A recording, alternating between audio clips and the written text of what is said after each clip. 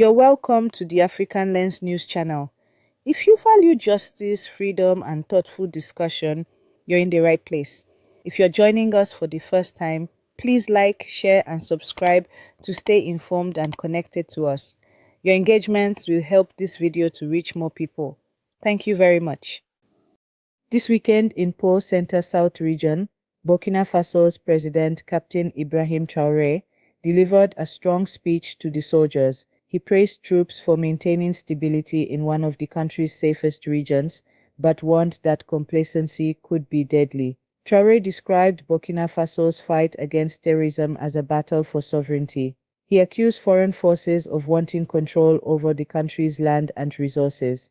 The president also announced a strict ban on soldiers using phones in combat zones. He said terrorists have used this habit to track and attack troops.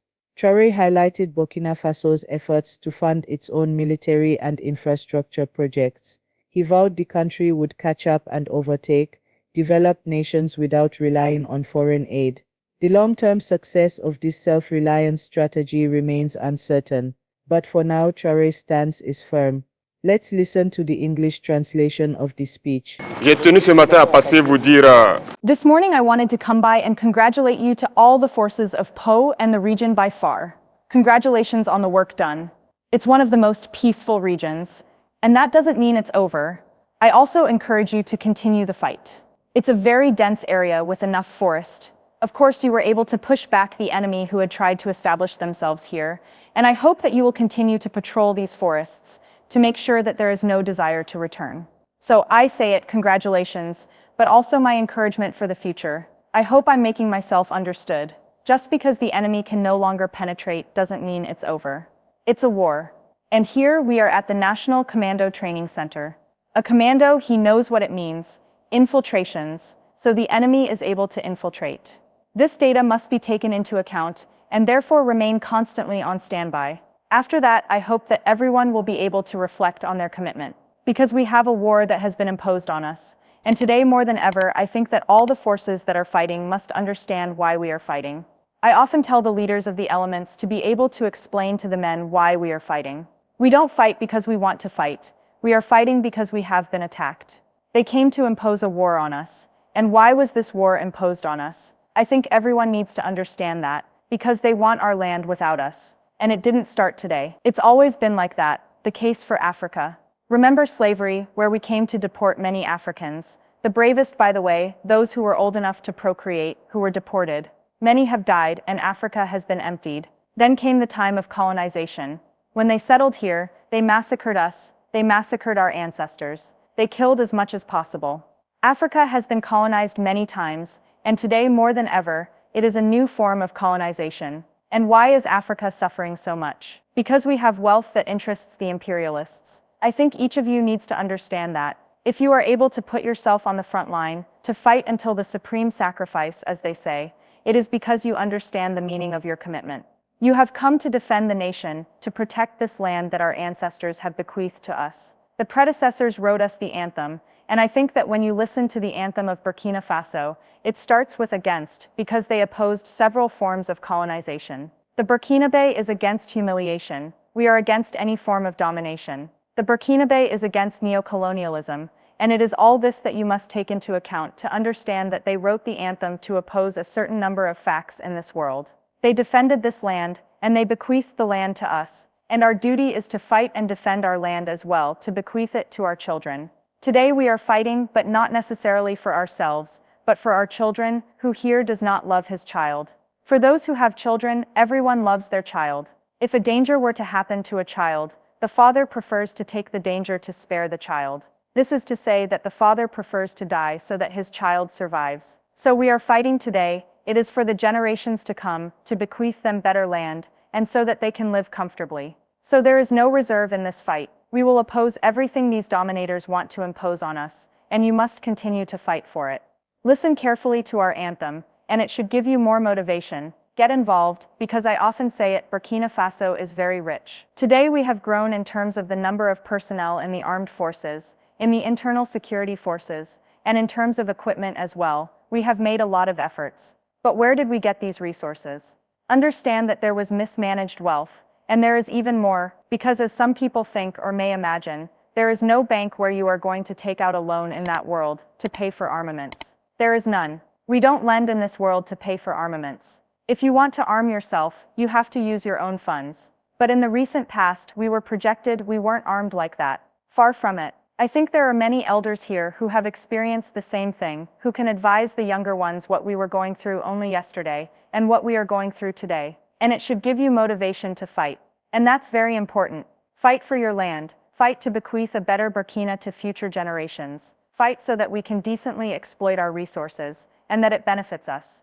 We have launched several initiatives. Our parents in the village are, in any case, more or less happy with everything we do for them in terms of agriculture, because our population is mostly agricultural. For everything we're doing in terms of road infrastructure, to be able to get around and everything. But all this is with our resources. You look at the images of other countries. You would like your country to look like these so-called developed countries too. Think it's impossible? Well, it is possible. I was saying to someone 2 years ago, in other countries, even animal hospitals are often better equipped than our hospitals to treat us, in terms of equipment and everything. But what have we done to get us to this level? Well, we're going to catch up and overtake. This is what has led us to launch programs, also to be able to build modern and equipped health centers. There is no reason why we should lag behind. This is to say that everything we do, there is the possibility of doing it. That's why we do it, and we will continue in this direction.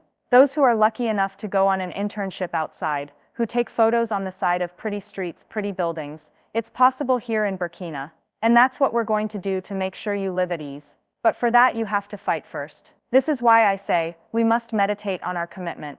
Listen to our hymn and fight. You are very courageous, very combative, but often there are these attitudes that cause you unnecessary losses, especially the use of cell phones. Those who are going to be unable to change, to drop the phone in operation, we will look for them from our ranks, and we will punish them severely, because we are not going to allow the lives of others to be put at risk, because of someone who has a telephone addiction. You can imagine you are on secondment, on your position. Good soldiers mounted the faction, concentrated at their posts. They finish, they go down, they have to rest. And a saboteur ends up at the post with his cell phone on TikTok or whatever, until the enemy approaches, attacks, and good soldiers can die in their rest. Do you want us to leave them in our ranks? Is that what you want? So we will seek them out of our ranks, and we will punish them. I have already instructed the military commanders to identify as much as possible those who have this addiction, who cannot part with their phones. We are going to get them, and we are going to punish them, because what they are doing is criminal. We can't tolerate that. Of course we raise awareness, but we cannot tolerate it. You can keep the small phones, that's just to call the family. But if there is no reason, we deal with it. Those who have parents who are magistrates or others, who may participate in the courts that judge terrorists, can find out more with them. Whether it is in the courts, whether it is the terrorists who are taken into action as prisoners, whether it is those who surrender, all of them unanimously tell us that they manage to succeed in certain attacks because of the excessive use of our soldiers' telephones. So if there is no awareness of getting rid of it, we will crack down. So in a short time you will see people disbarred, probably in prison, because they are putting the lives of others in danger, and they cannot separate. In any case, it's pretty clear. There is a note from the military hierarchy that prohibits the telephone in operation. After the awareness-raising phase comes the repression phase. We will not tolerate people putting the lives of others at risk. Even your own life that you put in danger with the phone, you don't have the right, because you don't belong to yourself. A soldier, he belongs to the army. You don't belong to yourself. You don't have the right to do what you want. You do what the army wants. So everyone must be able to pass on the message, so that this phenomenon can be fought. If I say this insistently, it is because it is quite serious. It often nullifies your courage, and it often causes you to lose good fighters, because they were resting, and a false fighter made the enemy approach, attack, and find them who are not ready. So fight this excessive use of the phone, and pass on the message as clearly as I pass it on to your comrades. I know that here you will find soldiers of all classes. Convey this message as clearly. And those who are also intoxicating in the ranks, because they may also be intoxicated by the stateless people who are surely outside, and who continue to fight Burkina Faso, on social networks, through the media and everything. You have to be very careful. When someone tells you not to fight, they want to subdue you. Do you want to be a slave? Do you want to be dominated? So we have to fight. There is no single solution. The Burkinabe will not negotiate with his enemy. We will fight and we will win. That's the only thing that can prevail. There will not be a single negotiation with anyone. It's our nature. We will fight. Those who have come to attack us, they will die on this earth. We will not give up, absolutely nothing, not even a single square centimeter. So I wish you to continue to prepare, to always remain in a state of alert. Even if you are not on an operation, you must remain on alert, because at any time you can be on an operation.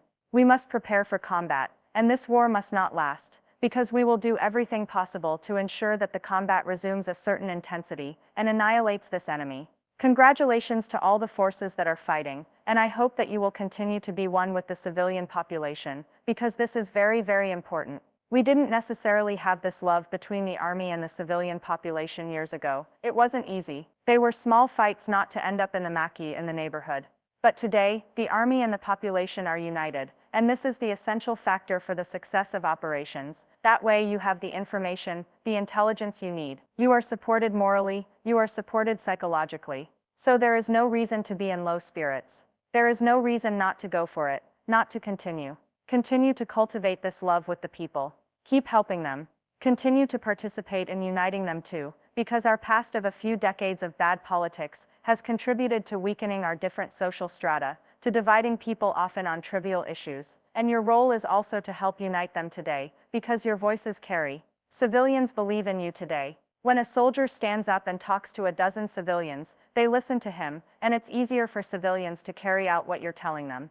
So each of you must be an ambassador of peace, of cohesion for our civil brothers, and continue to play this role as well. Take advantage of these moments of love between us, talk to them, bring them together, to be able to let go of certain divisions that have arisen just because of politics. And you have to contribute to that, because the military is not just about holding the weapon, running, killing. No. You are trained. Beyond that, if you defend a homeland, it is because there are all these values that you embody, and that you must also be able to exploit to unite your civilian populations. Good training for those who are still on an internship. Good luck. We don't let go of morale, do we? It's hard here, but only the tough guys get through, and you're tough, and you have to pass. For those who are on the ground, I wish you very good luck in the operations, and continue to scour the various forests to detect possible infiltrations. Continue to protect these people who believe only in you, who rely only on you. May God accompany you in your various missions. May God protect you throughout your various battles. May you come back safe and sound, to tell us about the battles, and may we be able to build our Burkina Faso as we wish. Homeland or death, we will win.